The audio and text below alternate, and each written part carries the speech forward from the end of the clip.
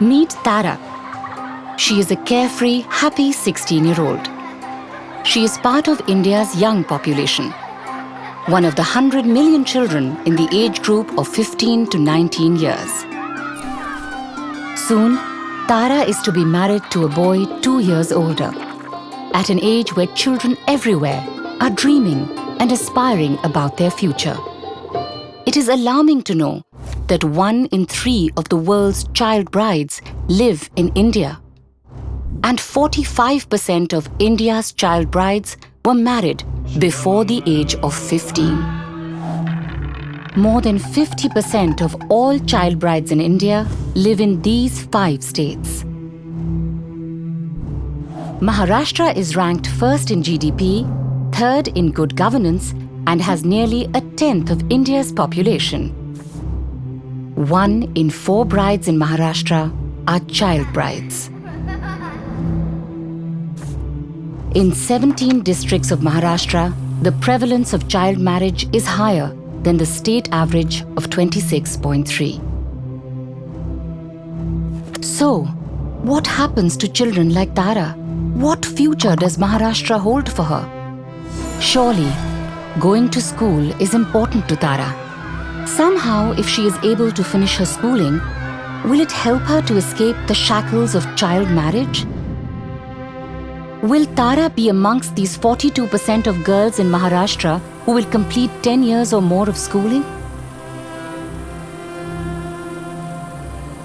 11 states are ahead of Maharashtra in ensuring girls study 10 years or more.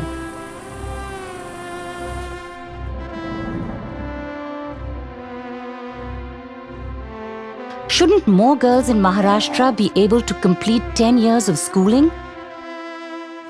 There is a high likelihood that Tara will bear her first child well within the first year of marriage.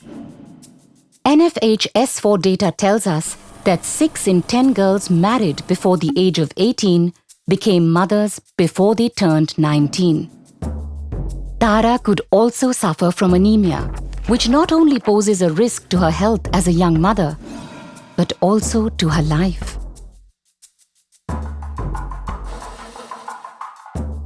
Due to Tara's child marriage and early pregnancy, Tara will take on responsibilities for which she is unprepared physically, mentally, or emotionally. She could face abuse, exploitation, and violence. Teenage mothers face nearly double the risk of infant mortality as compared to women who become mothers at the age of 20 to 29.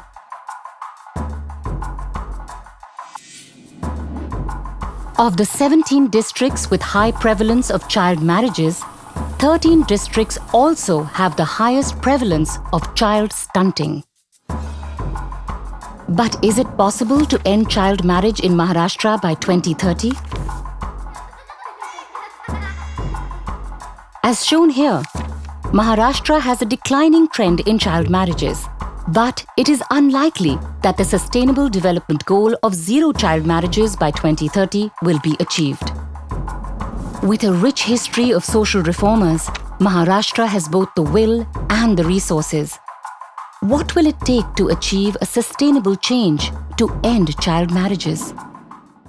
UNICEF commissioned a comprehensive research to understand behavior and socio-cultural practices around child marriage, with a view to recommend an effective plan of action. So, what are the key drivers of child marriage? Value of education is more for boys, as girls will marry. When girls fail, they discontinue education and are married. A good proposal for marriage is more valued than education for a girl. Boys do travel for higher education, but girls risk abuse during travel. Girls are bullied on appearance and dress when they do travel. Lack of nearby and quality education as well as housework pushes girls to drop out. Climate-stressed areas have higher levels of poverty and safety issues, which result in lack of access to education. Seasonal migration pushes girls to drop out of school unless grandparents are there to look after them.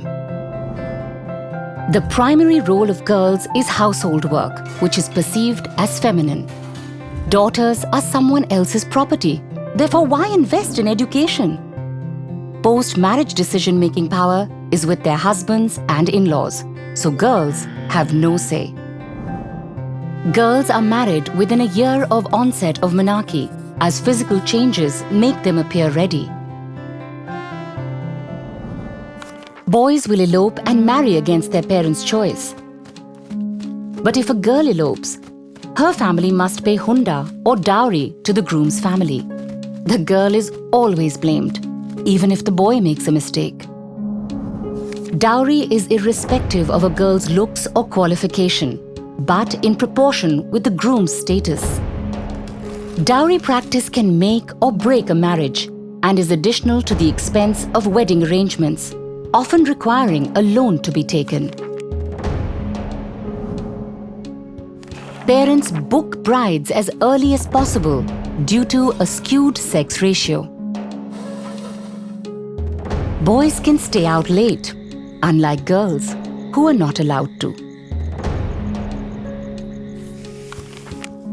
Has intervening in ongoing child marriages been effective? Has the girl child involved gone back to school? Or is the strategy to prevent child marriages more likely to work? A preventive approach can bring about sustainable change with socio-economic benefits to the community and the state. CLAP stands for Communication, Law, Administration and Programs. All must go hand in hand to end child marriage. Ongoing communication to cover critical stakeholders. Amend state rules of PCMA 2006 to facilitate pre-marriage age verification and enhance profile of child marriage prohibition officers. Administration to strengthen capabilities of local stakeholders and mobilizing community leaders to prevent child marriage. Program strategies to build knowledge, change attitudes and enhance girls' self-esteem. Maharashtra has a goal of $1 trillion economy, requiring a skilled workforce of 4.22 crores by 2025. Ending child marriage will ensure girls come into the workforce as educated and skilled workers. This has the potential of adding 4% to the state's GDP. Child marriage-free Maharashtra, a successful Maharashtra.